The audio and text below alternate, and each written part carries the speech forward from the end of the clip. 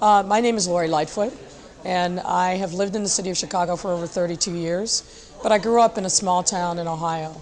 My parents were born in the 1920s in the segregated South and migrated to north with their families when they were teenagers.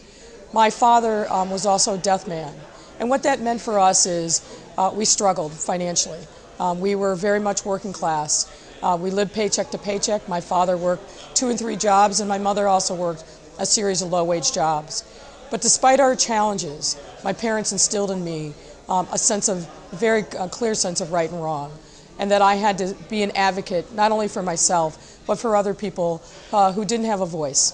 And that is a sense of social justice, equity, and inclusion that I bring to this mayor's race. I've been very fortunate in my life, but I recognize that there are people all over the city growing up in families like mine who are struggling, who need a leg up, and they need an advocate in the mayor's office who will listen, who will see them, and who will put them first in thinking about public policy and solutions to the many challenges that we face. This is a great city, but we need to make sure that that greatness and prosperity is spread evenly to other neighborhoods across the city.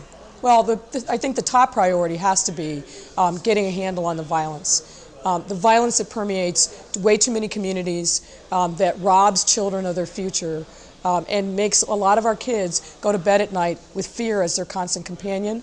If we don't get that right, then we're not going to be able to talk about economic development, because businesses make decisions about where they're going to invest and where they're going to stay, in part on whether or not their workers are safe. We're not going to be able to build a new economy to include people in it if we can't make our neighborhoods safe. We're not going to have great neighborhood schools everywhere if we don't get the violence under control. So within this larger ecosystem of uplifting the quality of life of neighborhoods, we have to do a much better job on public safety, because that unlocks the key to a lot of other things that are important to move our people forward.